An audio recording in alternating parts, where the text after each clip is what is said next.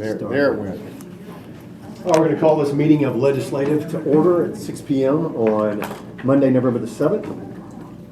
Invocation, Commissioner Rogers, would you mind praying for us? Sure. Let us pray. Father God, we come to you this afternoon, and just as humbly as we know how, God, we just ask that your wisdom be upon us this afternoon. Let our words be your words, let our will be your will. Father, we just ask that your hand be upon this county as we go forward. And Father, most of all, we just ask that our choices be reflective of you and your choices. Let there be no greed, let there be no agenda, and let it be straight for the people as you would. In Jesus' name we do pray. Amen. Amen. Before you approve the agenda, Commissioner Hyde made a note on commission recognition. The honoring Merrill Hyde Magnet School's girls soccer team, that was going to be a request for December. So we're going to, without objection, we're going to move that to the December. And Mr. Chairman, it was left off, but I'd also asked that the Sumner County National Merit Scholarship semifinalists be honored. We have 6 in the county this Fantastic. year. And we'll do that at the same time in December, if that's okay. I'll just have that put on the agenda, if you will. Sounds great. We'll remove item D from commission recognition and adding the National Merit finalists for the December meeting. So anybody else on the approval agenda have a motion to approve? So moved. Second. Got a motion by Commissioner Rogers, second by Commissioner Schoaf. All in favor say aye. Aye. Any opposed? Motion carries.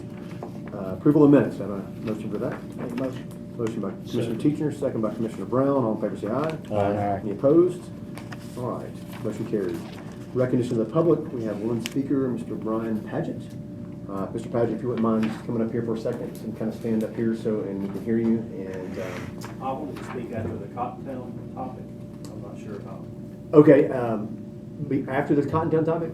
Well, that's fine. I'm fine moving public recognition for 5 minutes after that. Then. Okay. So We'll just, guys remind me about that. Without objection, we'll move the recognition of the public on that item to after the, on old business at Cottontown Community Center. Just for clarification, it's after, not about pertaining to Cottontail. You know, he wants to speak on Cottontown, so we'll let him speak after when we talk about this, I guess. So we're during the presentation. Report of the chairman, I have none. Report of the county mayor. No report. No report. All right, old business.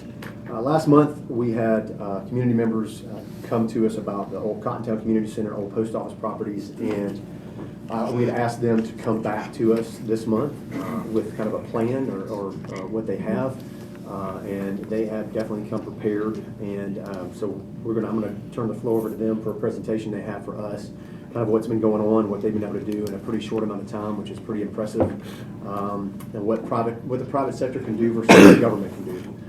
So, without any objection, I'm going to let them have the floor. Hello, everyone. My name is Erica Brister. State your name and address for the record. Erica Brister, 1489 Upper Station Camp Creek Road, Cottontown, Tennessee 37048. So, first of all, can I use this corner here? I'd like to just say I'm super proud to be a Cottontowner today. We've learned so much about what Cottontown is, who Cottontowners are. So I just want to sing some praises of what we've accomplished together in the past 6 weeks. 4 weeks really. So 6 weeks ago, our Cottontown Community Center got torn down. Since then, absolutely astounding numbers that we have produced as a community together. We have posted over 600 photos online. We have posted over 33 videos online. We have been featured twice in the news for Cottontown. We have been featured on the radio for Cottontown. We have held 6 Cottontown community meetings with 200 plus at one of those meetings. We have formed an organization for Cottontown preservation called Cottontown Country Community. We have created a website, www.thecottontown.com. We have made over 620 new friends in Cottontown. We have cleaned 100 plus graves in Cottontown. We have organized a local historical society and began a new page called the Cottontown, Tennessee Vintage Scrapbook, 2000 and earlier. We have uncovered lots of plans for our Cottontown. We have created a 24-page vision as a community for Cottontown. And that's a lot of ground to cover for people that had previously to 4 weeks ago never prayed together, never eaten together, never visited each other's homes. But we know each other very well now, and have a great vision for you guys. We have done our homework, we have created a plan. But I would like to, for my part of this presentation, before we get to the vision, I would like to go over how we got here.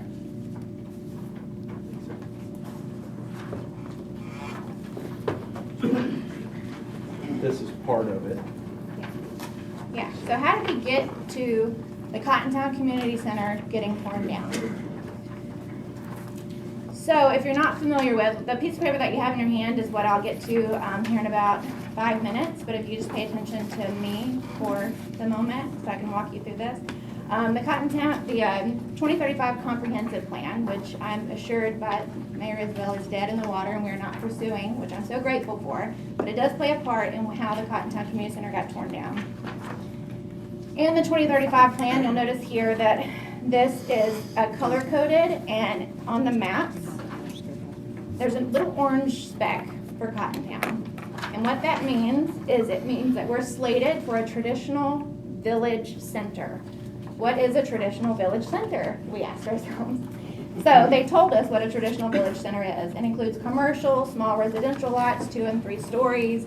It's basically like a smaller Indian lake, right where the orange area is located on the map. Other parts of this plan that we found were construct Upper Station Camp Greenway from Long Hollow Pike to Highway 25 in Cottontown. So all the way from Long Hollow Pike to Cottontown, Highway 25, there's going to be a Upper Station Camp Greenway. Then we have Greenway amenities are planned to parallel Station Camp Creek from Cottontown to Gallatin. So that was news to us, wasn't it? And then, and of course this is a really long document, I picked the ones that mention Cottontown. Out of the 286 that were surveyed, 8 of the survey respondents mentioned 37048 as a place that they live. So 8 people told a regional planning commission, Nashville Regional Planning Commission, what Cottontown wanted and needed. So fast forward to November of 2020, when the Sumner County Parks Master Plan was adopted. And what is that? So the Sumner County Parks Master Plan references the 2035 plan all throughout. The 2035 plan references the Greater Nashville Regional Planning Commission all throughout. So the 2020 Master Parks Plan is still the Greater Nashville Regional Planning Commission. It's just got a different title and a new look. One of the things that was really shocking to a lot of Cottontowners is that in this 2020 Master Parks Plan for the county, they have a big circle right here. You can see, I know a lot of people have seen it. And in that circle is slated for a potential regional park because of significant population growth. And nobody in Cottontown knows this. Come to find out, nobody knows this in Cottontown. Maybe one, but they don't want nothing to do with me. Civic input. So they covered their ground because you have to have civic input when you make plans for a community. One of the ways they did that was through, in Cottontown, it was Friends of the Bridal House. And they were discussing with them in November of 2020 on a YouTube video, so you can go watch it, possible connection between Bridal House and Liberty Creek campus via walking trails. And you're going to hear in just a moment a woman whose property those walking trails are going to go through, we're going to go through, because they're not going to go through there, because she doesn't want them there, right? And that's how it should work. Lastly, this is the piece of paper that I put in front of you that I feel like is the, this is the tell-all document. Everybody got it. Oh, I'm sorry. It's going to be highlighted. Good. Okay, so on this document, what you'll see is the funding strategy. So how are you gonna fund, how's the county gonna fund this? How's the county going to fund this plan that Greater Nashville Regional Planning Commission has planned for us? I think the highlighted donations of property for open space, park, and recreation purpose. Establish a protocol for donations and planned giving through wills, estates, trusts. That is appalling and abusive to not only the landowners, but the community. Public-private partnerships, Friends of. There's 149 Friends of groups in the state of Tennessee. It's manipulative by nature, because how can you be mad at a Friends of group? Friends of the Bridal House, they're using them to accomplish this plan. Developer contributions, so developers, donations of park land. As part of development plan, contribute improvements of trails, sidewalk connections to existing parks and trails. So the developers will be responsible for creating the trailways and the sidewalk connections to connect all of Sumner County parks together. Grant funding opportunities, this is where the community center comes in. Hazard mitigation grant program, Tennessee Emergency Management Agency. Highlighted property acquisition, because that is what the county chose to do with this property. Acquire this property through hazard mitigation grant opportunities. So,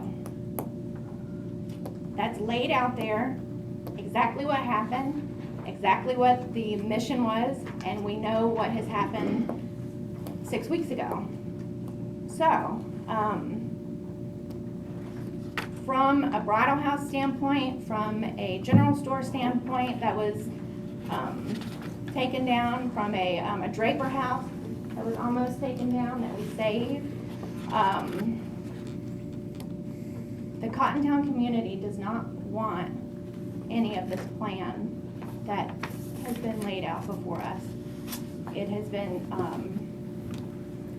abundantly clear that there is nobody in Cottontown that wants the growth and development and the greenways and the plans that Greater Nashville Regional Planning Commission has for our community. We are actually a really strong, fun community, good people, really good people in Cottontown, smart people in Cottontown. And so I'm super proud to be a Cottontowner.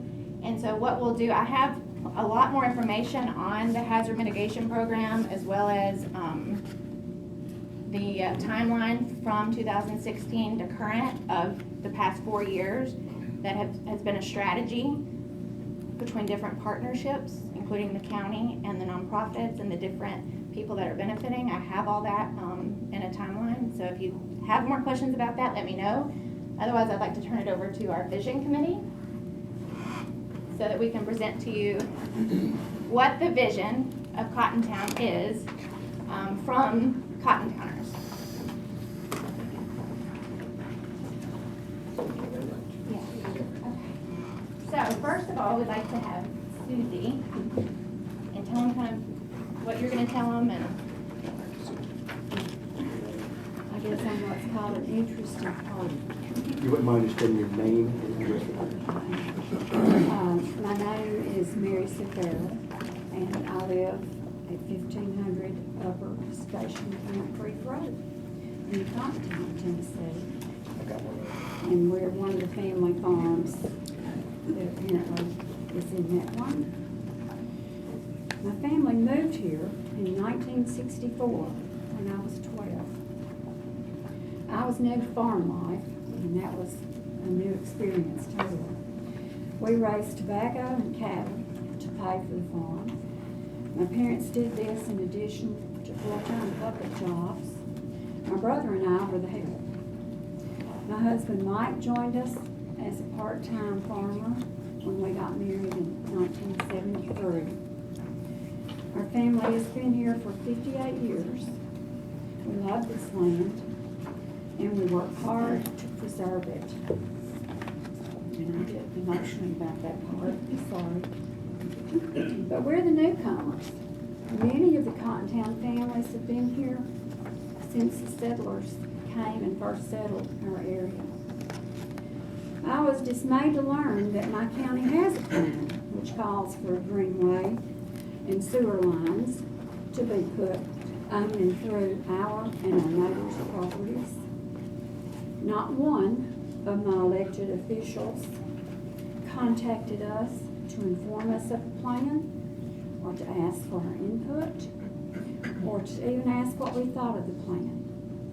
If they had asked, I would have said, I don't much cotton to it, and it's not in the plans that I have for mine. We found out about it after the destruction of the community center, when families started trying to find answers, and a community gathering was held. One of the groups using the center through the years was the Cottontown Community Club. Gladys Strother Cunningham, and that's two of the older families in the Cottontown community, was part of the group that organized this club in 1946. Gladys was postmaster in Cottontown from 1942 until 1970. At the archives, we found notes about the club's beginnings. In those notes it states, the community then decided that when a community stands for a thing as a whole, they come nearer getting it than for two or three to ask or work for it. Our community still believes that this is true. I want to read a few quotes from a talk given by Gladys at one of their very first community club meetings. It was held on February the 20th, 1946. We must develop our community activity because there is strength in unity. We need to get together, have community meetings, bring our children, and work to build citizenship. The tidal waves wash our lives as the waves wash the sands of the shore. And we must use every effort to plan to make the waves come our way. I believe that there is still strength in unity, and that our community working together can be a wave of positive action. I hope that you will work with us. Thank you.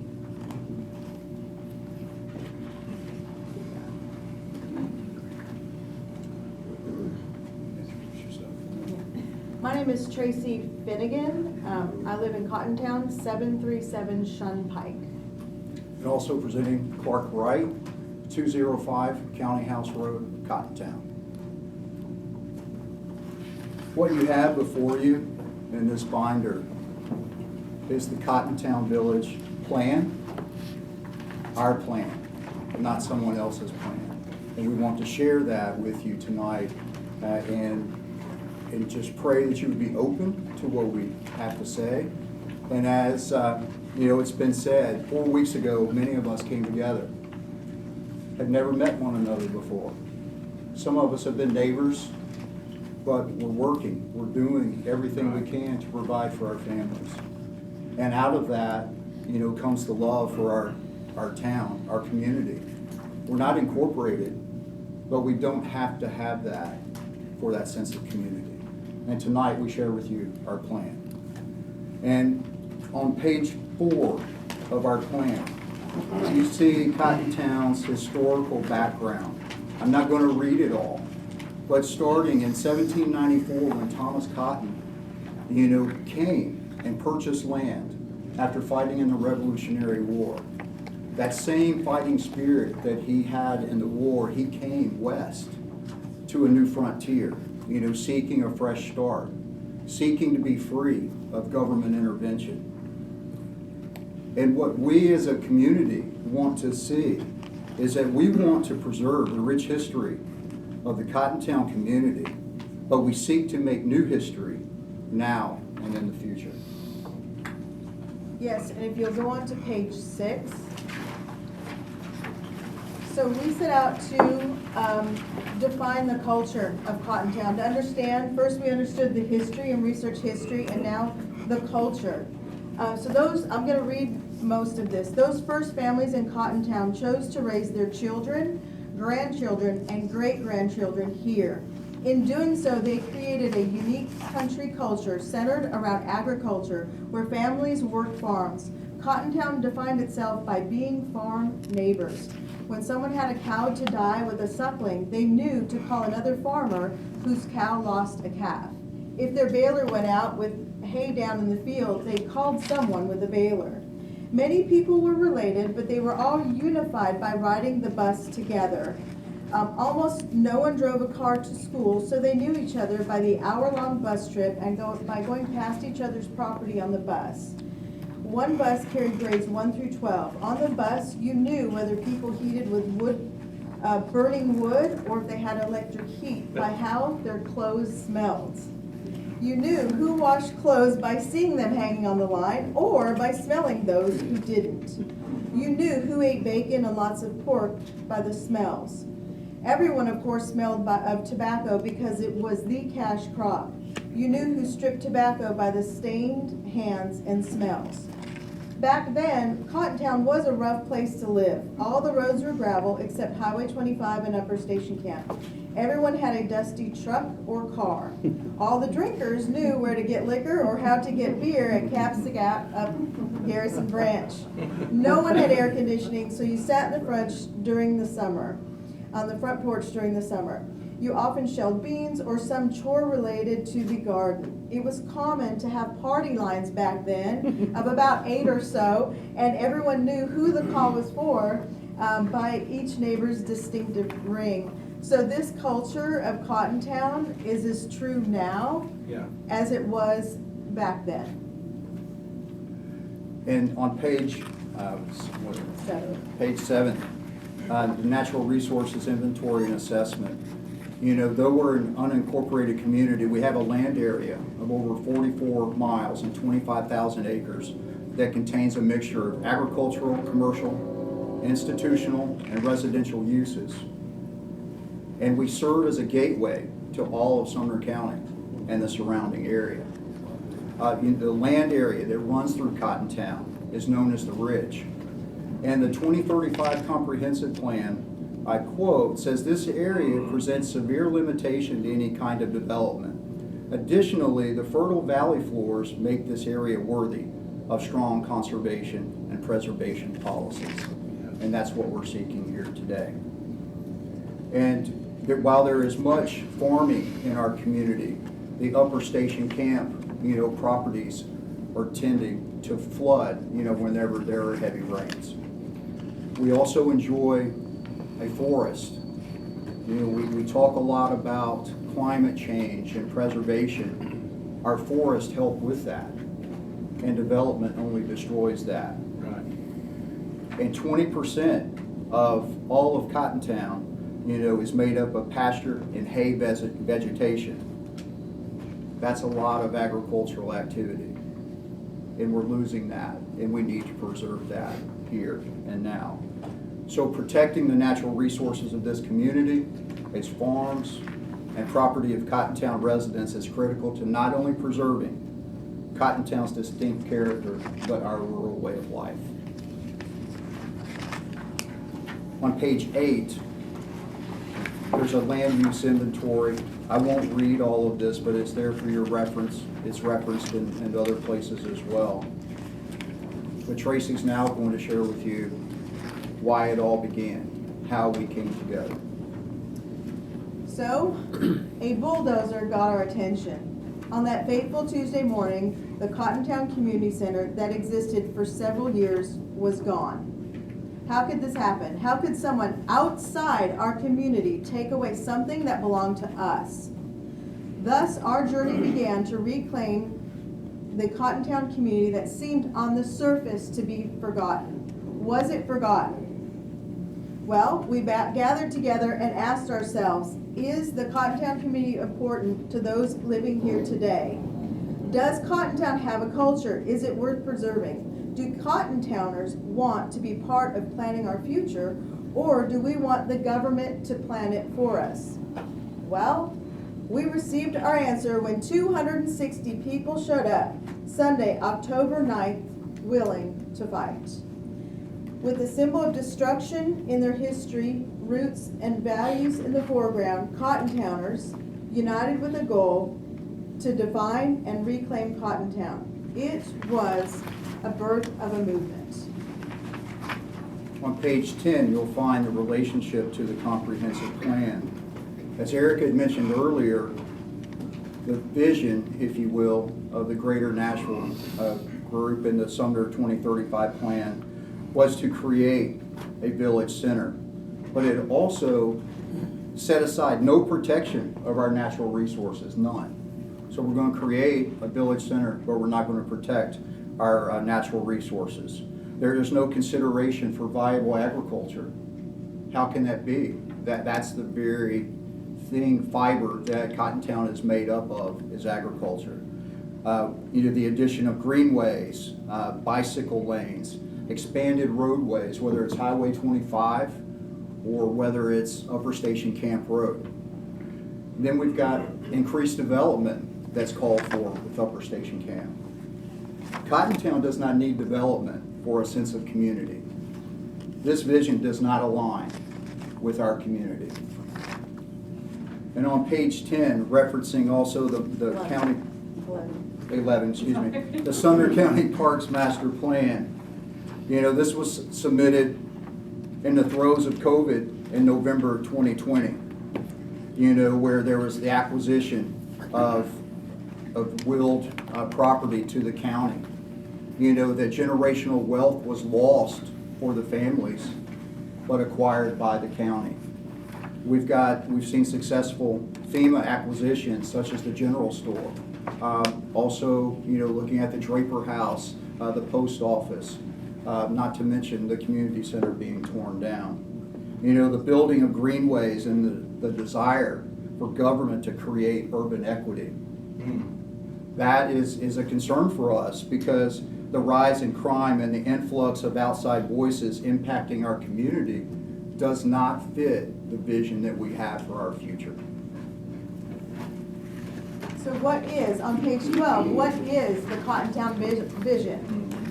It is to restore existing historic buildings and rebuild buildings that were demolished, thus establishing a Cottontown village.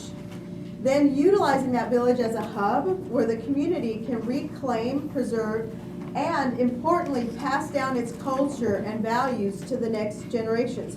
As you can see here, this is a vision.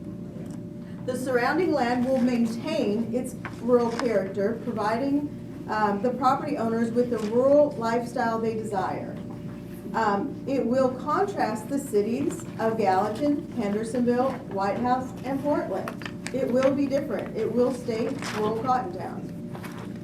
On page 13, our initial goals defined.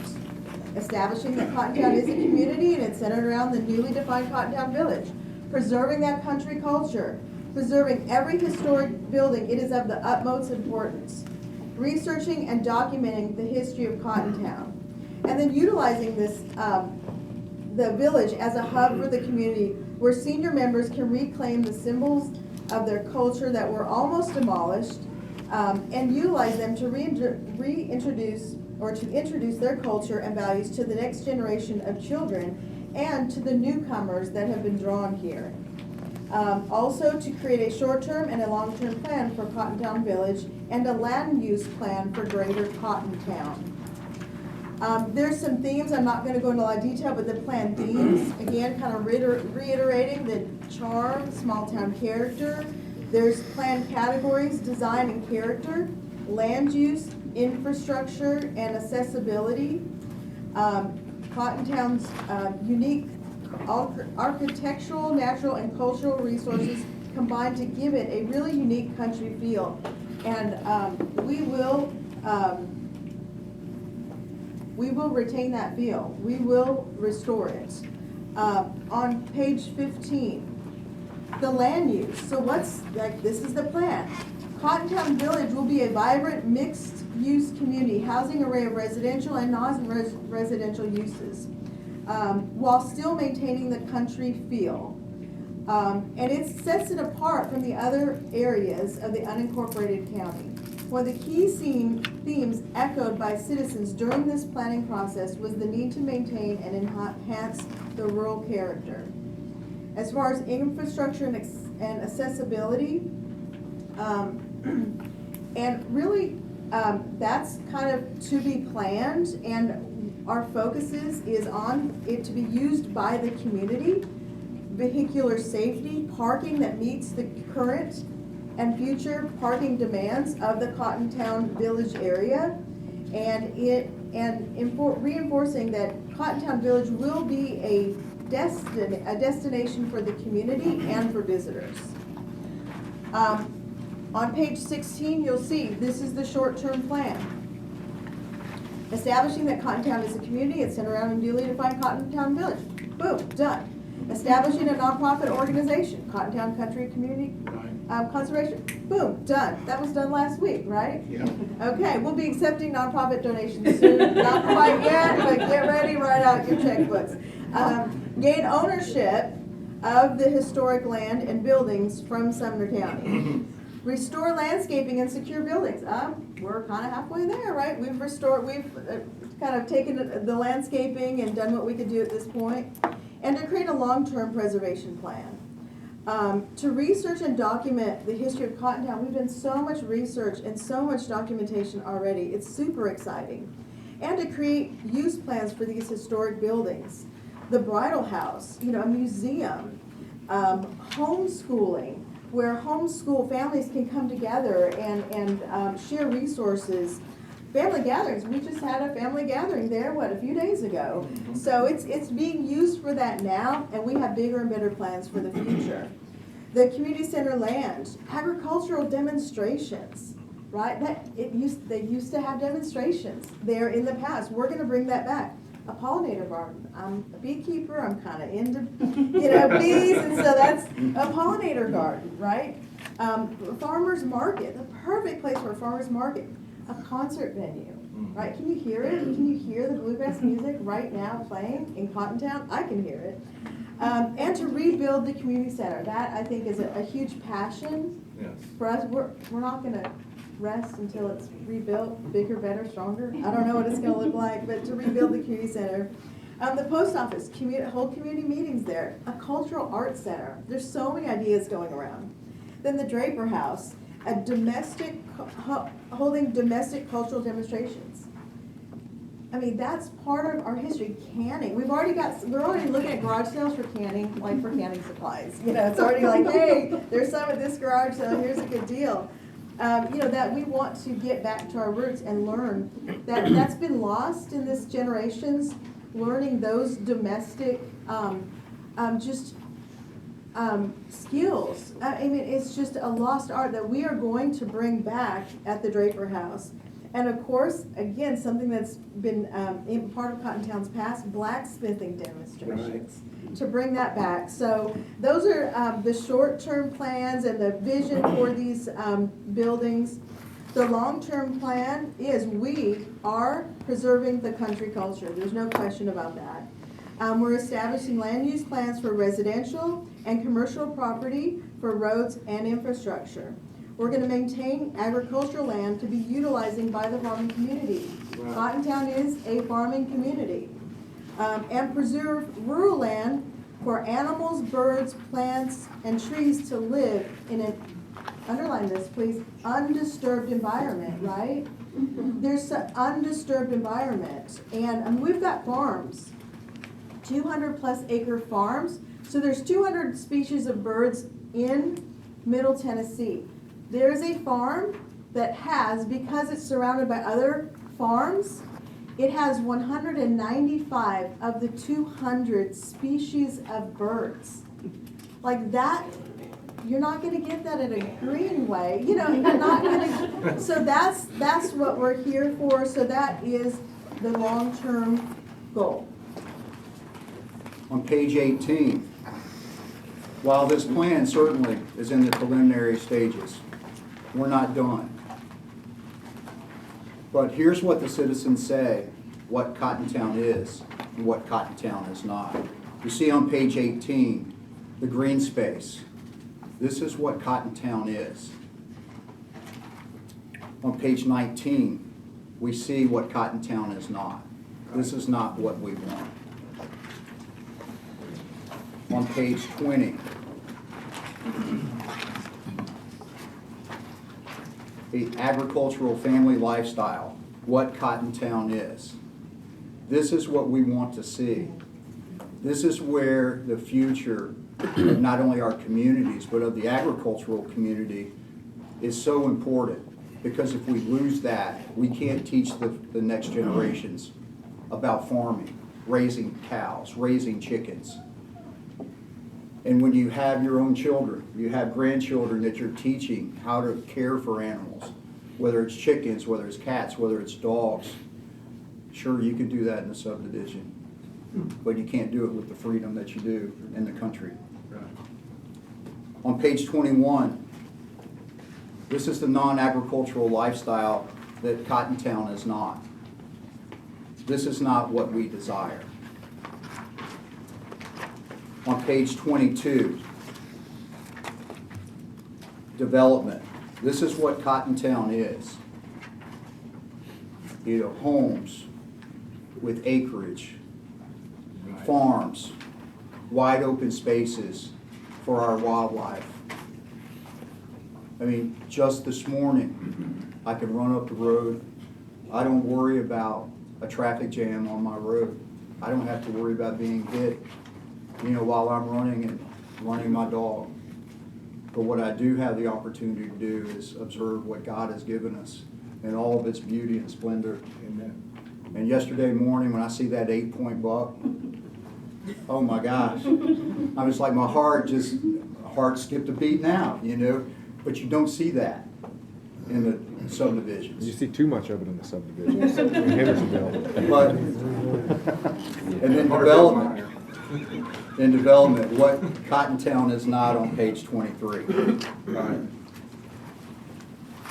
On page 24, commerce. This is what Cottontown is. As to what Tracy alluded to, we see the community center in that. We have the opportunity to rebuild it, that we could create that agricultural, you know, opportunity, farmers market here, you know, versus having to go into town to do it. More accessible here and more natural here, you know, in the country. And page 25, commerce, what Cottontown is not. This is not our desire. And I'd like to read from Ephesians chapter 3. There's an occasion for everything and a time for every activity under heaven. A time to give birth and a time to die. A time to plant and a time to uproot. A time to kill and a time to heal.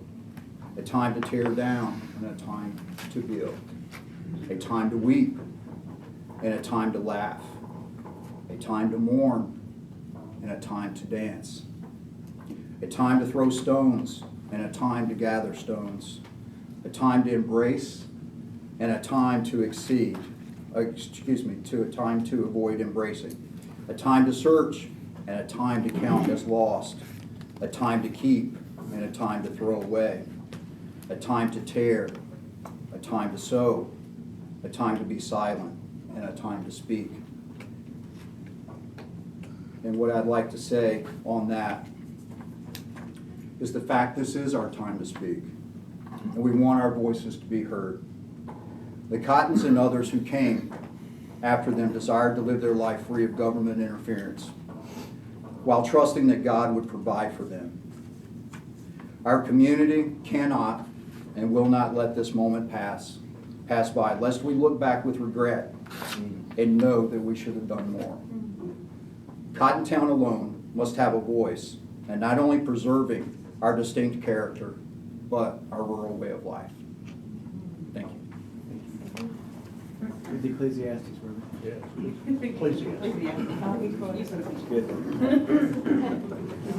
I'm J.K. Brister, and I live at 1489 Upper Station Camp Creek Road in Cottontown. I'm a resident troublemaker. Not really. I just want to say that I'm grateful to the Lord for all the Cottontowners and everybody that supports us everywhere. Because they know if they don't support Cottontown, it's coming to them. Even in the cities. The destruction of things in the cities, the tearing up, the taking away of ownership by government is coming. So Cottontown, we just love Cottontown. So I want to say this. Those were all real images. Those were taken in Cottontown. None of them were iPhoto, stock, or whatever that is, okay? Those were all real images of businesses littering the cities. We're gonna bring it in, we're gonna grow it. We're gonna do big things for you. Sorry. That's how it's presented. They show a bunch of kids running around the playground and stuff, and then next thing you know, there's a Sonic and some coffee thing and some other thing, and next thing you know, you're driving through an open air mall. That's fine, if that's what people want. Swear to God, we're not saying, there's cities I love across America, and the people built those cities and they wanted it. But there's 6,995 people in Cottontown that don't want none of that junk. And we're not going to do it. We're going to stand against it, and we're going to fight. For 16 to 20 years, people, about 5 or 10 people benefited, maybe 15 of their friends. And that's how we got here. And like my good friend said, we were working, taking care of kids, raising them. I'm gonna say this. There's a man sitting in here today that did not know me. So when people say we didn't know each other until the community center was down, I'm going to tell you about the character of Cottontown. We don't have to know you. I was down as a young married man, weed eating the front of my property because we hadn't got a tractor yet. We didn't have a lawnmower, and I was tired of that front. And I went down there and weed eated that whole thing by hand. The next morning I hear this big noise, and I go down there with a shotgun. And because we live in the country. We live in the country. We live in the country. And I drove down there, and I walked down the hill, but I left my shotgun in my Ranger, and I walked down to him, and I walked up, I said, "Sir, I think you're cutting the wrong property." He goes, "No, I'm not." He said, "The front of that road ain't never looked that good since we've been here, and I thought you kids needed help." He's like my brother today. He's my uncle. He's my friend. We celebrate Christmas and Thanksgiving. They welcomed us in because we don't have our family connections. We have them, but they're in Carthage or they're in, Louisiana or somewhere, and they welcomed us in, Susie and Mike and everyone else, and James Carpenter and Morris and all the people of Cottontown. What you just heard from these people is we don't need to know each other. We already do. We're connected because we're Cottontowners. It doesn't matter if my daddy wasn't here 9 generations ago. It does not matter. What matters is, did you move to Cottontown to live in a city? Did you move to Westmoreland? Did you move to the country? Anywhere in Sumner County to live in a city where people from Nashville and people that got rich off their mom and daddy's land after they died are going to tell you what they're going to do with your land. No, I didn't. I told them when we first moved there, I said, this is where we're going to be buried. And I promised them and shook their hand and said, we will never let this get developed. And I told Morris Conyers' daddy that when he shook my hand on my property line. And he said, well, if you do that, you got me. He shook my hand. That's what Tennessee is. That's why I love the Tennessee, but that's why I really love Sumner County. It's because when we shake hands, we keep our word. And I didn't develop nothing. I didn't cut one tree. And now today we own that property to secure it for him. And I told him if it ever sold that I would buy it, that we would buy it. And guess what? We bought it. I kept my word. See, there's a handful of people that locked a schoolhouse and then claimed that nobody wanted to use it. But I got people in here today that'll tell you they called trying to get in that schoolhouse. They tried to use it. They tried to lease it. They tried to get it for family reunions. They tried to get it for weddings. And nobody returned their calls. Nobody. Nobody ignored that community center. And for 40 years, 30, 40 years, Mr. Carpenter took care of it and had a key for 20 years. And so did a lot of other cotton towners. And they were locked out over a greenway. Mr. Mayor, we are a greenway. Cotton Town is a greenway. And no amount of urban equity, they can take their urban equity and keep it in the city. You want to put 1,000 miles of greenways, put it in the city. But they've already condemned and stolen land from people from Long Hollow down to that school. And they're going to get their land back too. I got one or two more things to say. Urban equity. Do you know what urban equity means? That's our farms. Urban equity equal outcomes for people that don't own your property. Do we own it? Do we have liberty? Does this body protect the citizens' rights? I ain't begging. I promise I ain't asking. I'm saying it. That's our property. And no one has a right to condemn it, even if the law is there. Because why? Because just because you can legally do something doesn't mean that you should. And just because a handful of people want to destroy a way of life and a culture doesn't mean we should let them. Now, capitalism is capitalism. I'm a capitalist, 100%. That's the argument you'll get. If they won't sell their land, they can sell their land. But guess what? Somebody voted to make it 0.95 acres, and somebody can vote to make it 5 or 10 acres. And the tax base will be better, by the way. Okay? I'm going to tell you what Cotton Town is. I've never seen this over Indian Lake. But the boulevard that's supposed to go down Latimer Lane, and the boulevard that's supposed to called the Upper Station Corridor. Upper Station Corridor, 4 lanes with a median in the middle like Indian Lake, with a big development at the end and all those houses, mixed use by the way, condos, apartments. Where are they going to put that?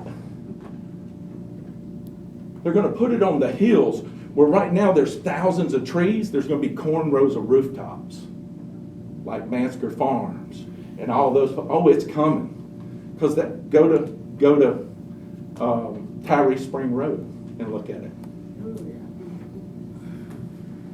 And nothing wrong with that if people want to live there. I'm not saying that people don't need housing, but when the Gallatin mayor tells me, when I tell her we're going to stop that development in Cotton Town, and she says, well, where are all the workers going to live for the cities? I'm being a little sarcastic, but that's an exact quote. They're not coming to Cotton Town. They can go somewhere else. Or the cities can build the infrastructure for them. You ain't never seen a bald eagle over Indian Lake Village. But I drive down my driveway 3 or 4 times a year, and there is an American bald eagle sitting in my tree. That's what you see in Cotton Town. And people can snicker. People, I don't know if they even care about Cotton Town. I don't care.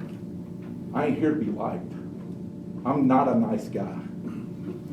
I'm a God man. and I'm willing to defend what's important. And by the way, if you don't think I got credibility, I got families that go all the way back to the founding, back to the Revolutionary War, and not one of them, we haven't got one phone call. Our phones blow up every day, and none of them, no one has ever called us except maybe one or two. One or two haven't called us, but they've called a lot of people. And I've never heard anybody that didn't tell us, keep going. Thank you for fighting. Thank you for doing what we should have done a long time ago. And I ain't talking about me and Erica. I'm talking about Cottontown, Cottontown, Cottontown, Cottontown, Cottontown. I'm talking about Cottontown. And I'm talking about the citizens in the cities who's come to the aid of Cottontown. We are not a region. Sumner County ain't a region. But the same people who did the 2035 plan don't recognize Sumner County, Hendersonville, none of them. They call us the North Shore. They call us the Nashville North. That's what they call us. They don't call us, they refer to us as North Davidson. Are we gonna let that happen? I ain't just talking about Cottontown. That's embarrassing. We gotta stop that. We are Sumner County. We are Cottontown. We are not a region. 200 square miles of unincorporated land, that's it. That's all that's left. 200 square miles. We gotta protect it. 44 of that is Cottontown. I'm here today, I'm gonna close. Mr. Chair, we are seeking the return of the community center land, the post office, the general store, and the property of the Bridal House under our nonprofit that was organized by the community of Cottontown to take care of it, render it, protect it, preserve it. Thank you. Thank you, Mr. Richter. Mr. Paget, he wanted to speak after the presentation, so Sure. you could come up and give your name and address for the record. Name's Brian Paget, 279 Bursby Branch Road. Born and raised in Cottontown. Been there 51 years. Have ties to the community through our cattle operation. Product of Sumner County Public Schools. Thanks to Merrill Hyde and his leadership, we have some great schools in the county. Got 3 short topics, not going to be very long. How many people in this room know Mr. Don Bricky? Show of hands. Mr. Bricky had a vision, and in 2016 he donated his property, which was the house of Moore Cotton, which was the founder of Cottontown in 1795. And his wish upon his death was that that land be used for parkland, and it was also to be merged with the Cottontown Community Center to be parkland as well, and pavilion to be built. People could stop as they drive by and eat lunch, and have activities at the Bridal House. That was a gift from him, and Don's legacy should be honored. The second thing, and most importantly, that I want you to consider before you vote on this topic, this is a huge financial obligation for a private group. We've got two things here already. The community center property, if you put a value on it today, is probably around $350,000. Who's going to pay for that? Also, we have a TEMA grant money situation. Approximately $130,000 that was given to Sumner County to purchase land in flood zones. And Sumner County hasn't met the obligations of that TEMA contract. So that money's got to be paid back to the state, $130,000. Who's going to pay for that? That's a lot of money for an individual. Now we're talking about the Bridal House too. I don't have a value on that property, but that adds to it. The last thing is, if you decide to transfer this property to them, there needs to be ironclad words in the deed that that property be maintained by them without incorporation. And that's all I have. Okay, thank you, Mr. Paget. I'm going to Good job. move for discussion on this item. If I get a second. Second. All right, all in favor say aye. Aye. Any opposed? I do have a question I was going to have you guys can address, since we're talking about this FEMA grant, and you mentioned $121,000 before, and somebody said $130,000. So I know you guys found some stuff out about that grant, and specifically how the county basically has not fulfilled their obligations anyway to even meet the requirements for that. Could you address that? Sure, Description? so, Penny here? Yes, okay. So, correct me if I'm wrong, the county, so prior to the demolition of the Cottontown Community Center, it was a planned act. Right. It was prepared prior to the day of the demolition of the general store and the demolition of the, attempted demolition of the Draper House. It was a planned act. So, the funds, the FEMA funds that were used to tear down the Cottontown Community Center,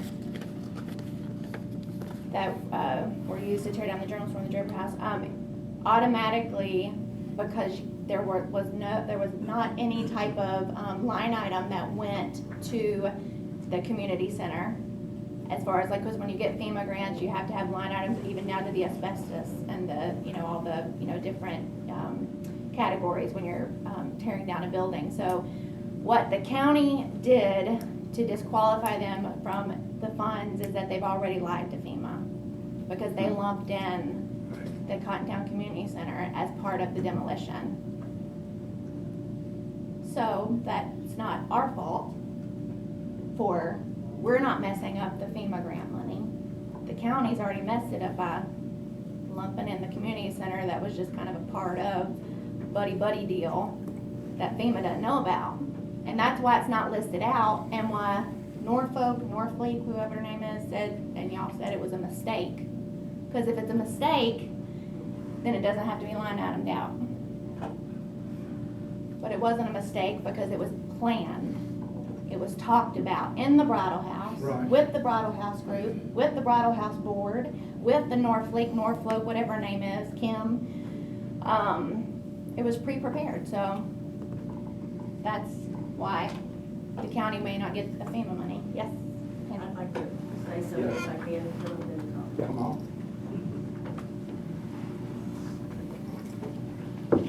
State your name and address for the record.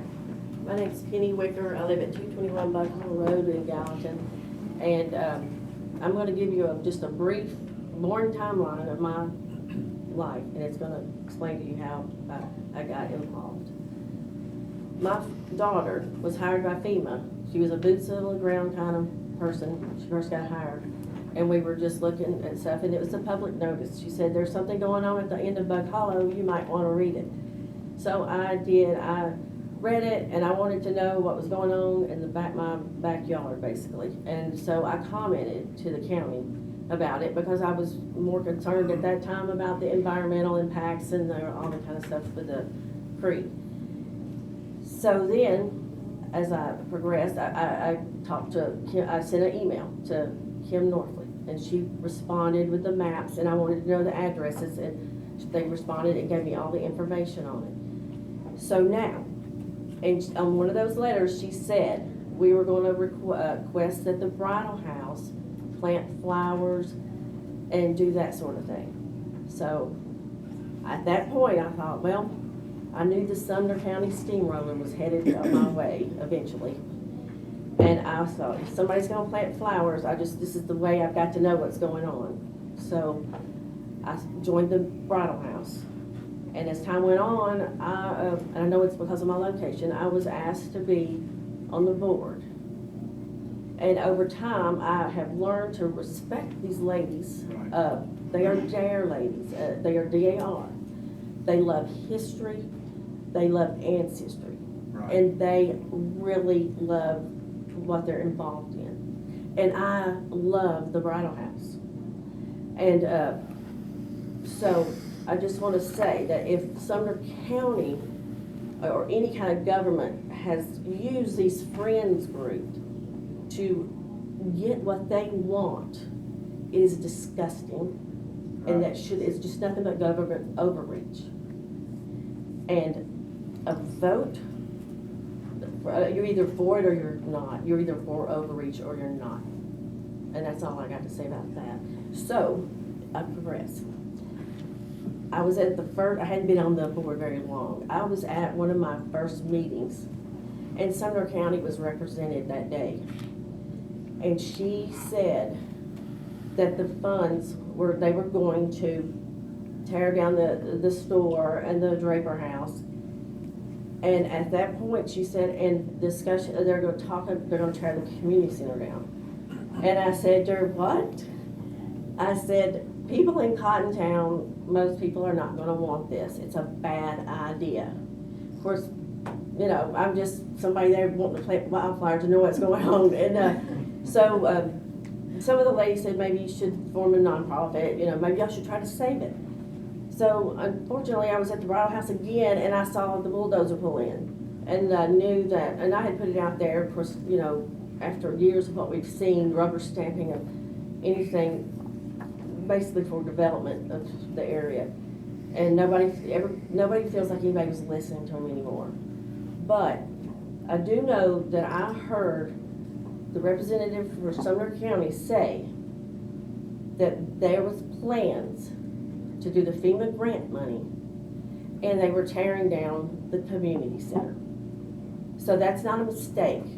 This was before it happened. I heard it with my own ears, and she said it would be included in the demolition somehow. I don't know how that works or how it was figured out, but I pay attention and I heard it. So, with that said, okay, rest now. My daughter was hired with FEMA as a boots on the ground person. As time has progressed on, she is now, for disclosure's sake, she is now with FEMA mitigation in their office in Georgia.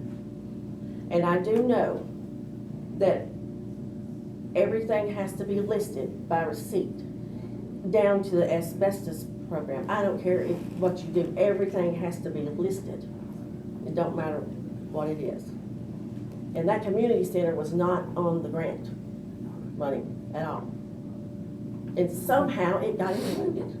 So can somebody tell me how that happened? So, Can I speak to this? I asked Ms. Norfleet that same question a couple months ago, and she said on record that it was cheaper to just include it in there. And I said, what? She said, and I said, because I was told it wasn't even in the floodplain, and she said it wasn't in the floodplain, but it was cheaper. So that was you can go back and look. That was what those were her words, and you know, almost verbatim. So that I didn't know anything about it before, but just to repeat what you. Yeah. So anyway, so it was planned, and but the TEMA thing, everything goes to the TEMA first, and then it will go to the mitigation office and for final approval for the money. So, and I didn't go into asking the process of why TEMA is involved first. I'm assuming it's because it's a state, and then it goes to the federal level to get the money. But I do know there's a process, and I know that, and I just want to say, my daughter said if it gets to that point, and that Sumner County does continue with this, she'll have to remove herself from that case that comes through the office. So you can choose the irony out of all of this. I mean, it's just the irony is that I moved there, she got a job at FEMA, and then she progressed to this office. It's just a coincidence. But and the fact that I know that it was not a mistake, because I knew that before. So my guess is if you're either against government overreach or you're for it. And I think your vote will say it all. And thanks for letting me tell my piece. Thank you, ma'am. Mr. Chairman, I would just note that we're over time a good bit, and I appreciate hearing this, and it's an excellent story. How do you how you recommend continuing? We're gonna, Um, do we need to take action tonight? I'm going to make a motion tonight. Okay. For discussion, yeah. So, I mean, we've got several items, and I'm sorry, it's just one of those meetings we'll go over. And just, so, Okay. so we do have several items we're going to work through tonight. You know, this is an important item. You know, we've heard a lot of stuff about what's happening. So the ask from the community is to, and what you guys need to understand is this property has only been in the county's purview for 3 years. And these properties became in the county's purview in roughly March of 2019, which was 3 months before the county voted to condemn property, which I believe was wrong, for the sewer gate, the sewer line, and the greenway that we temporarily stopped. I mean, they had full plans to keep doing it. And you know, we found out during that process, the sewer line at 75% of the capacity was not for the schools, it was for new development all the way to Cottontown. So the issue is just really, this is a, you know, it's a well thought out plan for the community, ask them to come back. And so the ask is consideration of us giving this back to this nonprofit, because it came from a nonprofit in 2019. Bridal House was donated in, I think, 2016, so 6 years ago. These are newly acquired county properties. It's not something that's extensive. And so what they're asking for is us to give it back to them, for them to manage as a community. And they put together a great presentation, spent a lot of time. I doubt it cost $185,000 to do that in a short amount of time. And so, you know, the questions on the table are going to be, you know, it's talking about the money. So one, it sounds like we're in violation of the FEMA grant anyway. Second thing is, to be honest with you, if it's $121,000, my understanding, we've already spent that money, so it's not money that we're going to be continued to spend. It's already been spent. Let's talk about recapturing that money. But in my opinion, this is if we had to write off that money, it's an investment well spent, in my opinion. If somebody wanted to make a motion to move money from the hospital funds, you're just going from one pocket to the other. It's still the same pot of money, because it's all our money. But I've just got a couple questions while the discussion's open. I don't want to cut you off, no, though. that's fine. So, you said it was acquired in the last 3 years. This property where this stuff is condemned, yes. Right. Was any money, did the county put up any money toward this? My understanding was $121,000. So $121,000 was the total amount that was, and who was that paid to the other nonprofit? No, that's paid to landowners that gave the landowners. That was paid to the landowners. That's my understanding. And in some? Correct. And some total for all of them? They've already been paid. Okay. Got Well, it. the community center was $10. The community center was 10. Well, but in sum total for all of the properties That that have are been being condemned. discussed today, $121,000. That we know of has been paid out. That That's just the Draper House and the post office. just the Draper House and the post office. What was the other one? Yeah, there's a general store and Community center. Let me get where I'm getting at here. People don't want stuff in there. People don't want to be developed on, and this was part of the plan clearly. People don't want that stuff through their backyard.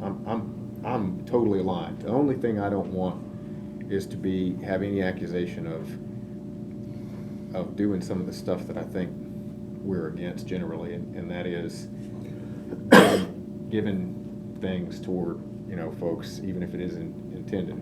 So I'm just trying to get an idea of a number that, not asking to make a ton of money, not asking, just something that's even and fair. If the county paid out, if the county bought something, then have it bought back by the entity, the new nonprofit. And it could be done over time. There's a lot of different ways we can make this happen. I'm just trying to, I forget the gentleman who spoke earlier, you, sir. What you said resonates here. I want this thing ironclad so that nobody can come back and make any accusation to the, that there's any type of favoritism or any type of ill dealings here. Well, I mean, so they formed a community incorporation. They're going to form a nonprofit. Yep. Which is how the Cottontown Community Center was given to us from a nonprofit. Yep. So, when I look at the negative consequences of development, and what the county has wasted money on for dead plans over the past decade. $250,000. I voted against this giving money to the GNRC to basically make them the Nashville's North Shore. If I'd have been here in 2010, I'd have voted against the Long Hollow Pike corridor plan. Well, that was 2010 was the 2035 plan. 2016 or 17 was the Long Hollow Pike corridor plan. It's been $185,000 on, totally abandoned, because people found out that they weren't compatible with the GNRC's plan. Make everything just high density mass transit, zero lot based properties. I'm fine with whatever language we come up with, because I'm going to make a motion to give this back. But I'm fine with whatever language we put in this as far as being ironclad, if they don't do anything responsible with it, it's neglected or whatever, to give it back to the county or reverse back. But I mean, I think this is a good example of what we want to see with communities taking stewardship for properties that they're trying to preserve, because we've seen where, it's under the guise of like, well, we're going to preserve this, but what it is just a money-making scheme to profit campaign donors and developers off the backs of the citizens who keep getting curb stomped in this county, and they're just sick and tired of it, so then you have something. Yes, Chairman, you asked me to research for 3 of the properties on any issues with transferring. I did not look into the bridal house. I was not asked to. I have no idea if that has any deed restrictions. The community club property is not part of the FEMA grant. So there's nothing in the deed related to FEMA restrictions like the other 2 properties. It was 2 separate properties, got the same contractor to do both of them, is my understanding of it. And we'll start with the community club property because you have to deal with FEMA on that. There is a statute, TCA 57119, that does speak about how and when we can give property to a nonprofit or for a nominal price. It does require 2/3 vote of the county commission, and it's very specific on what the purpose of the 501c3 has to be. And in reading through their charter, it basically says that they are forming a nonprofit that will not do anything that's not required by a 501c3. I'm not sure if that, without further description of the purpose, if that fits. I'll just read the part about that. But a 501c3 whose purpose includes providing educational and vocational training services to children and adults with disabilities, or whose purposes include providing educational services to youths in areas including health, science, agriculture, and civic engagement through in-school and after-school programs in schools and community clubs and camps. It sounds like that's their goal. I'm just not sure with it being spelled out in this without looking further. So are you talking about is that FEMA grant? Or No, what? I mean, this is land that was given to us. Yes, this statute has nothing to do with FEMA. This Okay. is real property sold to nonprofit corporations, educational, vocational training services to children and adults with disabilities. But it wasn't given to us, or some of it was. Maybe some of it was, some of it wasn't. And if it was directly given to us, I'm happy to give it. It doesn't matter how we got it. It's if you're giving the property away or selling it for a nominal fee like $10 or whatever on a deed, this is the statute that goes. No, I'm tracking that. These are 2 kind of separate things. If we want to give away the property, it has to comply with this statute, is what I'm saying. But the other 2 properties, the main issue we run into is that FEMA required us to put a lot of deed restrictions into those deeds. So, like for example, under transferring the property, there's a section there that says the grantee may convey a property interest only to a public entity or qualified conservation organization, and also simply have to get approval from the FEMA regional administrator of any transfer before we do it. Can we just pull, if we're leaving, aren't we pulling all this out of FEMA anywhere, can we? With it being in the deed, yes. I think we'd have to have it. So it sounds like there's a 2-step thing here. First, we need to remove the property. I think that requires going to court to get them invalidated. Okay. That's generally the only way to. Well, that's not the end of the world, though, right? No, it wouldn't be. But the deed to the county from the original owners does include all these FEMA restrictions. It does include it. It does. Because in the process of getting the- transferring it, they moved it under these FEMA Correct. category, FEMA restrictions. Yes. So we would have to get the restrictions removed Correct. in order to give, but that unties our hands, at least for part of it, right? Yes. With all those restrictions.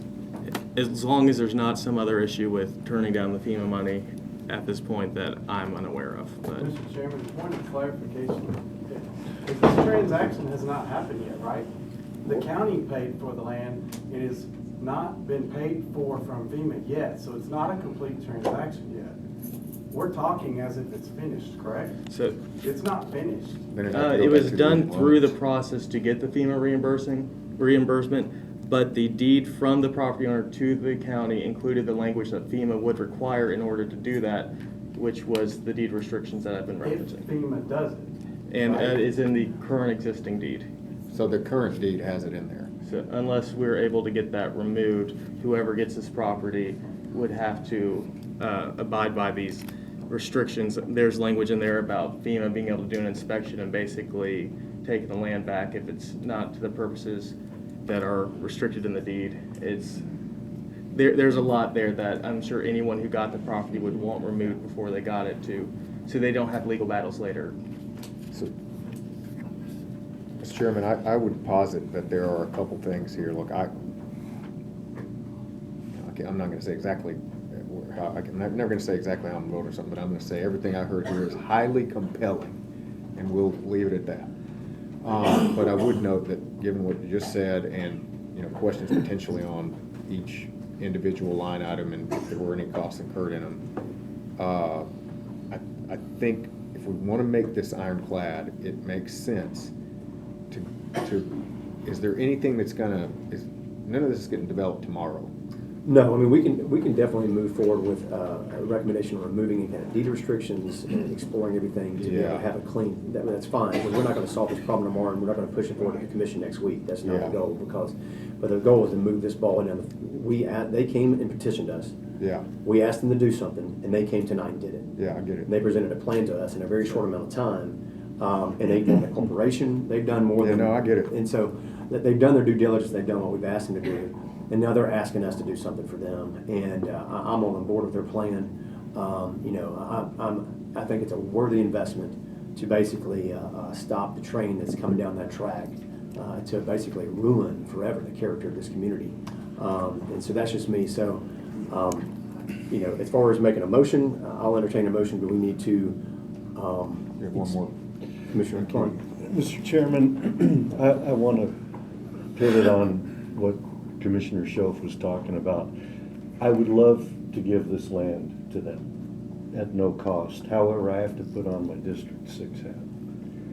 And you know that I had 650 conversations when I was running for office, and those people voted me in because they knew I was going to protect their interests. And part of that is not showing favoritism to any other part of the county. And so I won't say how I would vote on this. I'm very inclined to do it. But I want us to all put on our district hats and remember that what's good for the goose is good for the gander. And that I know that the people of Castalian Springs and the people of Bethpage, opposite of yours, Daryl, are wanting the same thing that these people are. And so in that aspect, they would probably all be in favor of the Cotton Towners and what they're doing right now, because they're going to be looking down the road for the same thing. They want their land preserved. However, when it comes to a few $100,000, I want to be sensitive to their concerns as well. So I don't know how we get past that. Like I say, I want to give them the land back. For far too long in this county and every county across the nation, once the people get in office, they don't remember who voted them in. I never want to forget who voted me in, and I want to always remember that the people in my district want the same thing the Cotton Towners do. However, they should not be funding something, or they may be concerned that they would be funding something that is not in their territory, and I have to be sensitive to that. So I just wanted to make that point, and I wanted all of us commissioners to think of I'm this. not gonna take anything from the audience for lack of time, sorry. So I guess if we can, Mr. Chairman, just sensitive, I guess, for, we don't have a button to get in the queue, but I've been sitting here thinking, where does this leave us as the county? With the deed, I know the legal said that, I mean, where is the deed anyway? Is it from the original owner? Is it somewhere in limbo of going to FEMA, or does FEMA actually have? FEMA never owns the property. We're supposed to own the property under the regulations that FEMA puts on top of us for them to pay for it. With, basically no structures there that could be flooded. You could do like a pavilion or something like that, water can go in and out. But other than that, open space. But we would always remain the owners. So generally, to summarize that, what I'm understanding here is that as part of the transaction of the deed to us, FEMA never owned the deed, but what FEMA did was said, we're gonna offer up opportunities for pots of money if you do these things with them. Correct. And that is done. So we own the deed, but it has those restrictions. And so in order for us to get out of that, we have to, the first step here, in my view, there's a couple steps here. The first one is getting us out of that. The second one is maybe another committee, something to study, I think, what you and I are talking about. There's a path. There's a way to do this. Yeah. We want to do it right. Right. We want to do it right. So I don't think this is the last time it's gonna happen. No, it won't be. And we want other citizens to come up and say, we want to preserve our land and we want to have a good process for it. This was a federal grant with strings attached, Yes. right? So what does it take to get these FEMA restrictions off of the deed? I know you said go to court. Well, I was about to say that to what Commissioner Schoaf said about there being steps. Before I go to court, we need to be able to say that we have turned down the grant or we have decided not to pursue it, whatever official steps that has to take through either a grant writer or the county mayor. I can't go to court and say remove these FEMA restrictions until we tell FEMA that we're not doing this. I can't say that until we're actually out of it. So the first step would have to be contacting FEMA and whatever process they have and seeing what outs we have. And then once that happens, we can go to court to see if we can get the deed restrictions removed as being not applicable anymore. Has this grant been sequestered so that we haven't spent any money of it? I don't believe we've received any. No, we've not received any. We haven't. Okay. That's pretty Commissioner easy. Teacher. I was gonna say, so for me, Cottontown is District 14, like a huge portion, so it's an easier decision for me to vote, in favor of the Cottontowners, because that's who I represent. And so I think that part, I understand where y'all are coming from, but it's easier for me to vote to restrict and limit government from, for lack of better words, bulldozing over the will of the people. And so I think that is an easy thing. But the other thing that I'm curious about, Ben, is does this mean, because I understand we haven't got the FEMA money, but if it's in that transaction, does it mean that we paid for it, correct? For the 121,000. Yes. And with that 121,000, we got that, correct? Correct. So that means that if we turn down the FEMA money, does that mean it goes back to the original landowners? We would still have to pay that amount. I don't think the original landowners want it back. Their house got flooded a few times and now it's bulldozed. I don't think they want it back. So it would remain with us until we transferred it. It's such an odd limbo.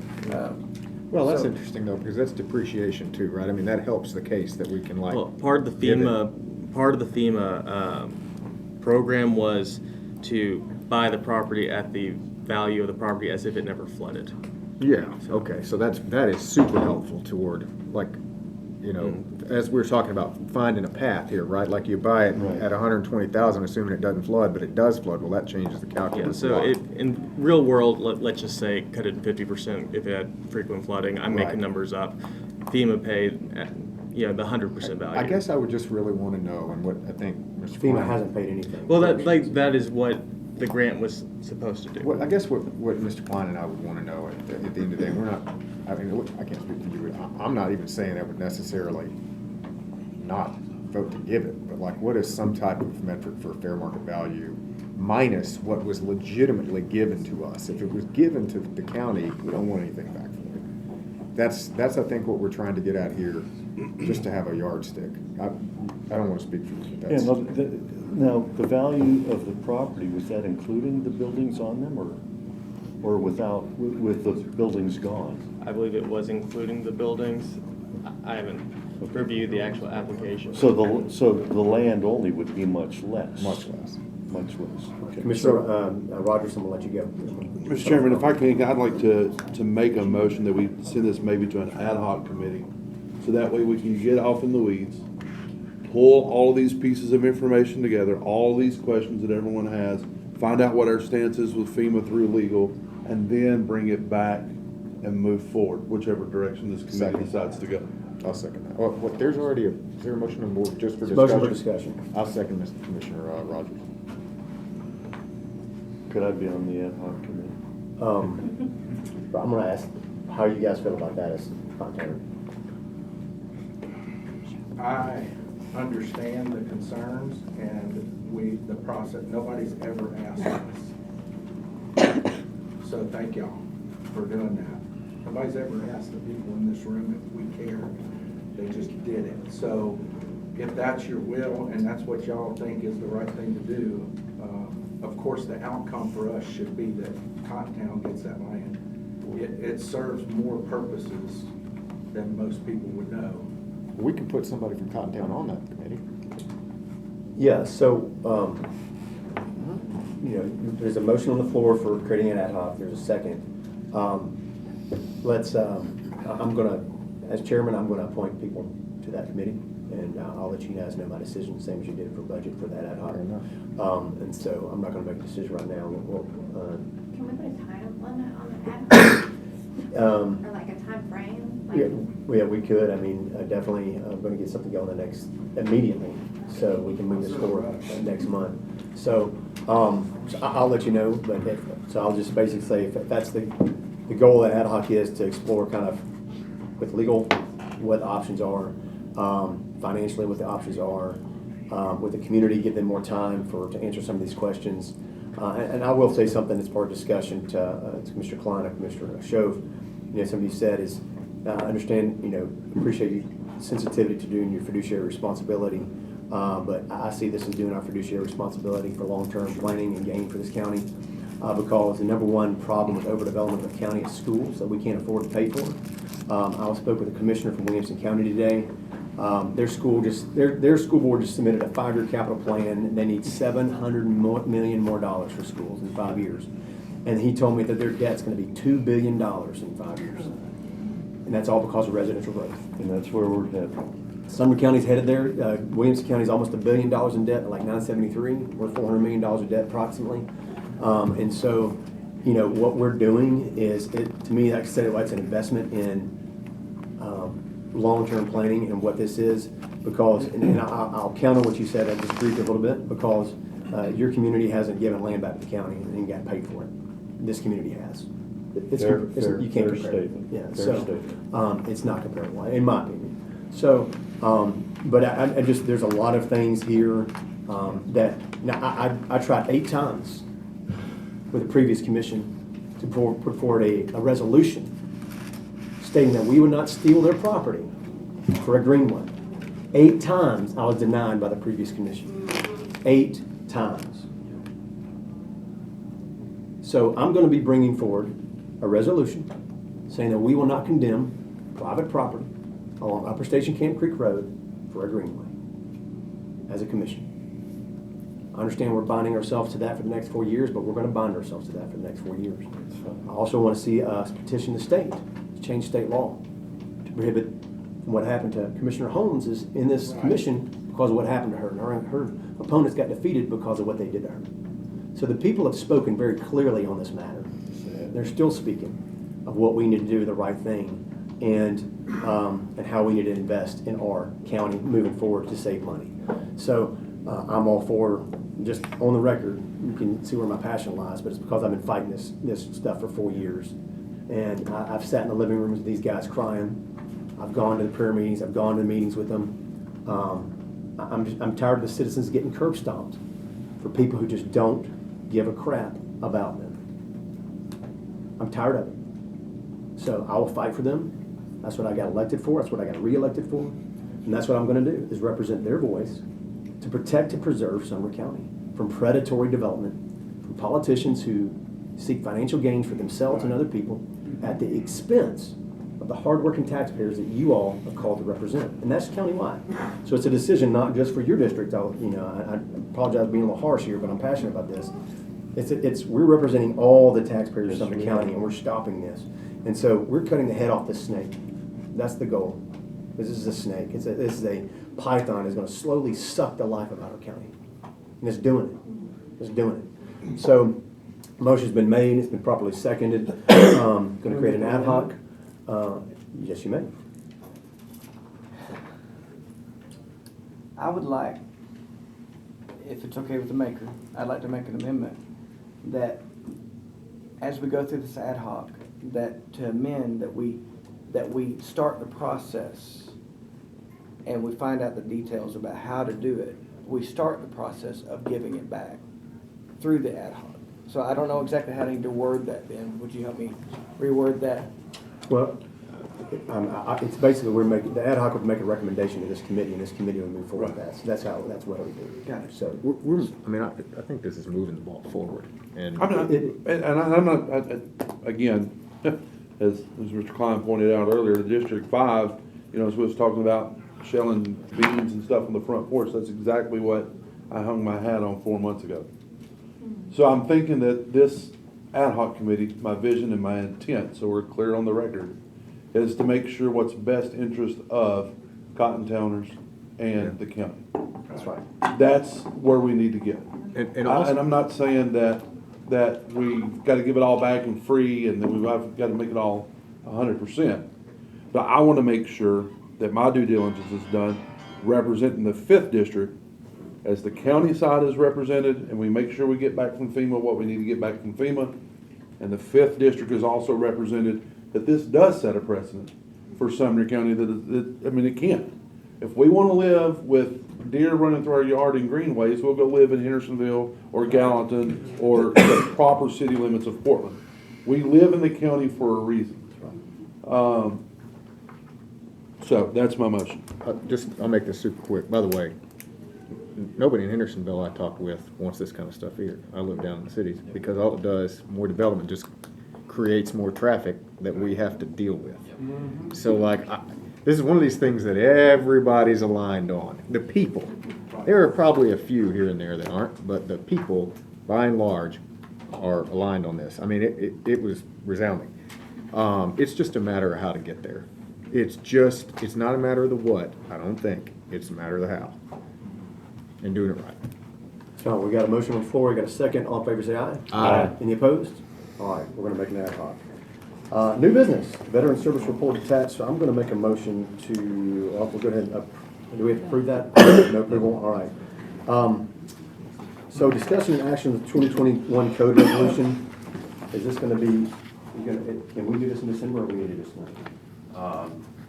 All I need is 5 minutes, and I think, I'll give you what you need before you make a decision.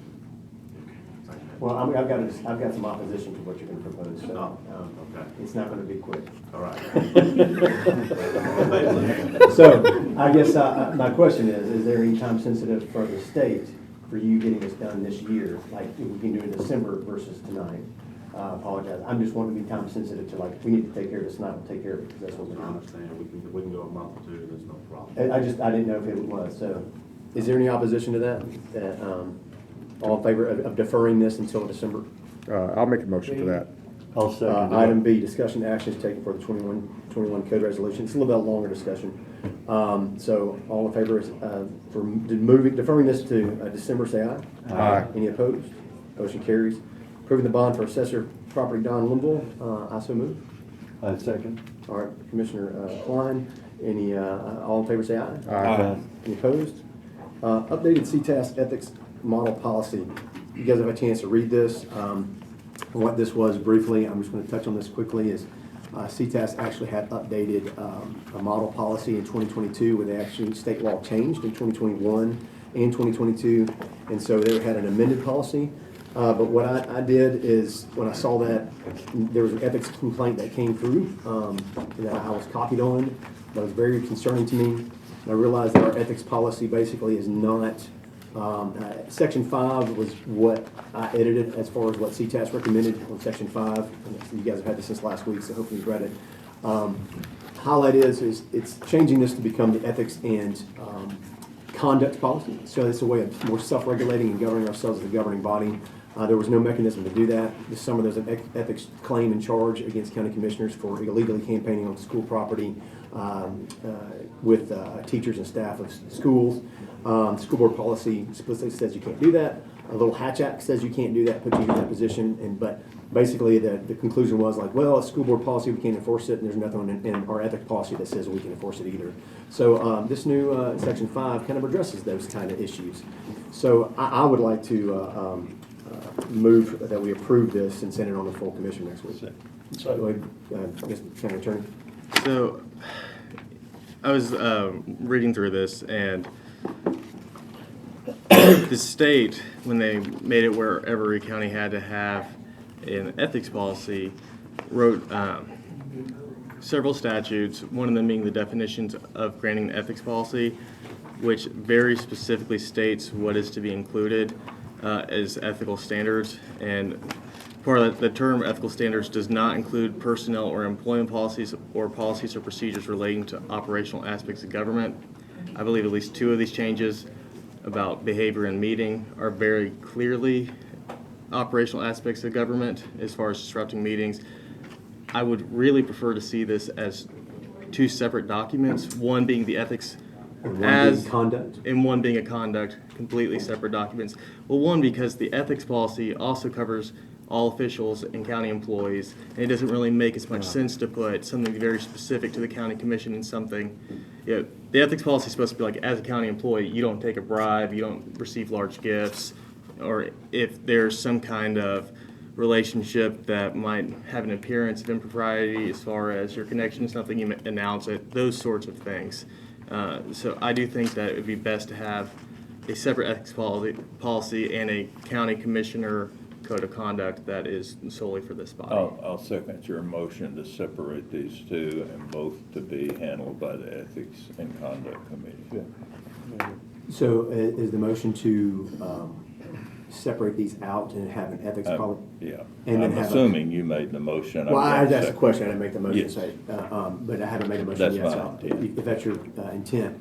So I guess real quick, a question on that is clarification on the statute. So you're saying the statute, because the ethics policy is very clear as county officials and employees. And the county officials, board committees, county commissioners, everybody. So it's pretty explicit. So are you saying that Tennessee state law prohibits us in this ethics policy? So it's 817-102.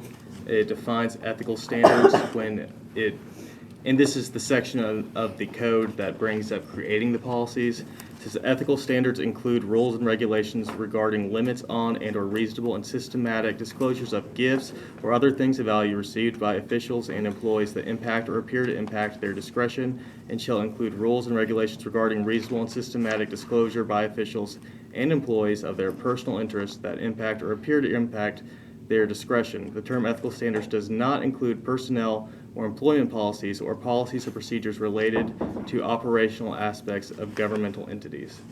So something like your behavior in the commission meeting would not, that would be an operational aspect of governmental entities. It is outside the scope of what was intended by the statutes for an ethics resolution. So I'm fine. So as a motion on the floor by Chairman Hyde for splitting this off into an ethics. Have it in its entirety. Ethics. In two parts. An ethics policy adopting what they CTAS recommended from 2022, and then creating a new, I guess, a code of conduct policy. So removing this language that was added and creating a new resolution or policy for that. Yes, and if you wanted to do that by even having the ethics committee, once one is formed, make a draft code of conduct, or if you want to do an ad hoc, or if you just want to do it, present one to this committee later and vote and change it as they want to, however you want to do that. Well, I guess right now that the language is intertwined in Section 5 specifically for the ethics and conduct, and it's all between existing ethics conduct policy and sort of added conduct that's outside the extent of this. So what would be your suggestion for separating that out? So, I'm sorry, I thought what I understood you to say, that you said before was we would adopt the 2022 CTAS model policy as it is written on their website, and then we would draft our own code of conduct. I don't want to do that. Okay. That's not my, I'm not doing that. But, I'm sorry. The motion so, I mean, from. the motion was Hyde to separate it out, but there were some changes that we can make to the CTAS policy as well. So, but I mean, as far as the ethics committee and its makeup and how it's made up, so you know, this is dealing with a lot of commission business. So I would want the commission to be able to be in charge of their own conduct committee. So, Commissioner Rodgers? Could you not take and pass this as it is now, understanding that the conduct, if you will, would be separated out as a separate policy and just keeping the language as it is? I'd probably suggest that, and we add anything, basically, be it further resolved that anything that's in this that's conflicting with law, would be null and void. I would rather adopt this as it is with that language and then come back and revisit it. So is that an amendment Would to that, the, or was there a second for, first, Commissioner I Hyde made the second, but if he wants to word it that way and second that would be fine. just to make sure that we, I don't think we would have an issue with that, would we? Passing it as it is in its whole, with the contingency of knowing that that's going to be separate Probably by its enforcement? Yeah, it'd probably be fine. I can't really imagine someone taking us to court over it. So if that's the, if that's so we'll the move, case, so the then motion that's- is to that's my motion. accept the policy in the whole. Correct. And I would, then we have a second from Commissioner Houghton, I say, second. I will amend that, or if you're concluding in your motion, let me restate the question, that we added like a be it further resolved clause at the end that says if there's anything in this that's conflicting with state law, that it would be, that portion would be null and void, which we've done with a lot of things before. And just to kind of continue what I was telling Mr. Rogers, one of my bigger concerns really is just to help prevent confusion about an ethics policy for the entire county versus rules specifically for the commission. Now, if it's confusing, people might get confused. The language in there is specific to officials, not employees. I mean, it's specific. I mean, it's pretty clear. It's not confusing. I guess it's okay. Not confusing. All right, well, we got a motion. So I just want to be clear what we're voting on. The motion is to accept as is. Correct. With the contingency that we will that this will be separated. And then also add a clause if necessary, also to add a clause of if anything conflicts, then that part is null and void. Correct. All batched in one. Yeah. That would be another kind of be a further resolved at the end of the resolution. That's a hodgepodge. Yeah, got it. I just wanted to make sure. We're adopting. I know what we're the motion is to adopt and accept with a be a further resolved. If anything conflicts, we will is null and void, but with also the intent of the committee to address that. Got it. Clear? So moved. Second. All in favor, say aye. Aye. Any opposed? All right, motion carries unanimously. Regional Planning Commission procedures. This was something that this has been around since 2009, which the first time it was changed was 1987 was a resolution we went back to, and this latest one is 2009. Basically, this is something that I felt needed to be addressed. So I'm putting this forward for acceptance and recommendation. I move to accept this. What it does, it removes the 5 districts that the county commission created in 2009. which I feel is very binding and restricting on us to be able to properly manage growth in the county. Removes any restrictions basically on having only 2 members per zone. It also reduces the membership from 9 down to 7. And that gives a little bit more balance with 4 citizens and 3 county commissioners instead of 6 citizens and 3 county commissioners. That puts a little bit more closer balance towards having elected representatives and not unelected bureaucrats on the board. Basically, changing the landscape of Sumner County, which has happened to our detriment for the past 14 years, citizens feel such as what's happened. And so I think our planning commission has been greatly out of balance, and we have a lot of goals that a lot of the citizens put us in office to represent their interests that they want to see carried forward, such as different acreage requirements, moratoriums, impact fees for the county, to where we can make growth pay for itself and slow it down and control it in a responsible manner. And so basically, this definitely helps us, in my opinion, kind of pull some of the restraints off of these arbitrary zones that were created in '09 for the first time that did not exist prior to that. It's kind of, and those are also when there was planning regions and the urban growth boundaries were different. Now we've incorporated 44 more square miles of county lands that the planning regions have been given up. So it's definitely more onus on us of taking care of the unincorporated portions and really emphasizing that both on who is on the planning commission from the unincorporated areas. And so that was some of the language cleaned up from that, comparing the 87 resolution and comparing the '09 resolution. So I move that we accept this. Second by Commissioner Rogers. Just waste of time. Any discussion? I just want to say what you're suggesting makes sense because we are in getting ready to review the 2035 plan again as required. And so this will help the people that were voted in by the people to have better control over that. So, all right, well, we got a motion on the table. All in favor, say aye. Aye. Any opposed? All right, move that forward. Last was the Comer Barn update. I was going to ask questions, but for lack of time, based on what I've heard from is these, you can pass these down. A resolution that I've written a while back, and I'm going to make the motion that we give back to Comer Barn to the Rogers Group. I got a second from Commissioner Rogers. I know I'm just bringing this to you, but based on what plan that they've done in Cottontown, it just goes to show that how you can do something rightly, preserve land and preserve structures as a private community versus the government, a big boondoggle and a lot of lies and a lot of bad stuff. I've got a folder right here. I can talk about this and I can deliberate from the floor from 2 to 4 hours next Monday night if somebody wants to challenge us on this. So I'll be glad to keep us there till midnight. But I will be vehemently requesting that we give this back to the Rogers Group to take care of themselves, or private organizations that have been formed to take care of this to kind of be willing to do that. We're in trouble. Look at what Williamson County. There's no reason that this school board needs to be spending $5 to $15 million to renovate property when we don't have money to build schools. It's gross. It's a gross irresponsibility. And so this is something the citizens were adamantly opposed to. I had citizens come pull open records. Could not find one single email in support of Comer Barn over the 3.5-year period that I fought this from the floor. Tried to give it back twice. So I'm hoping the third time's a charm.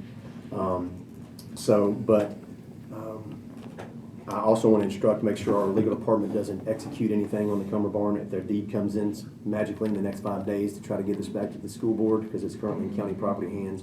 I would like, I guess, my request is I don't have to make a motion or that our county law department would not execute anything between now and the commission meeting next Monday on the 14th.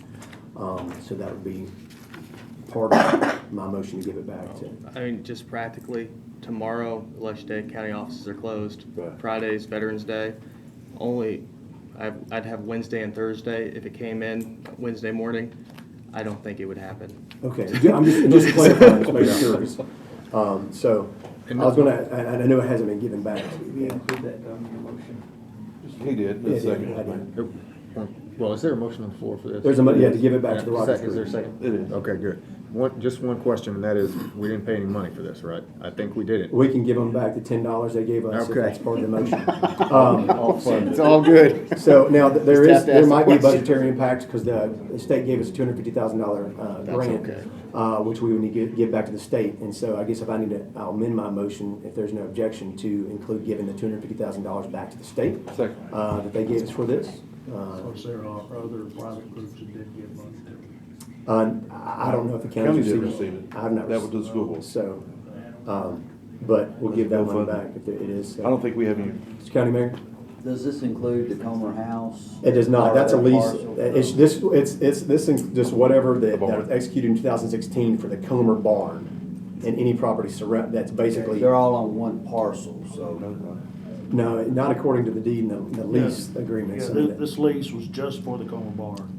I think the confusion is what was passed in 2018, I'm pretty sure, also transferred over the property of the Comer House, if they ever gave us a deed, which we never got one from them.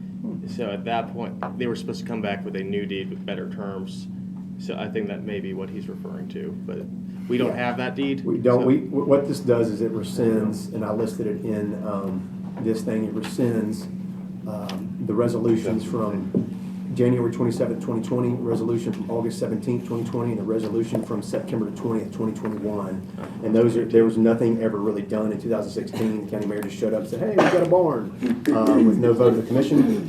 No, that's how it happened pretty much. And so there was never a vote of the commission to even accept this.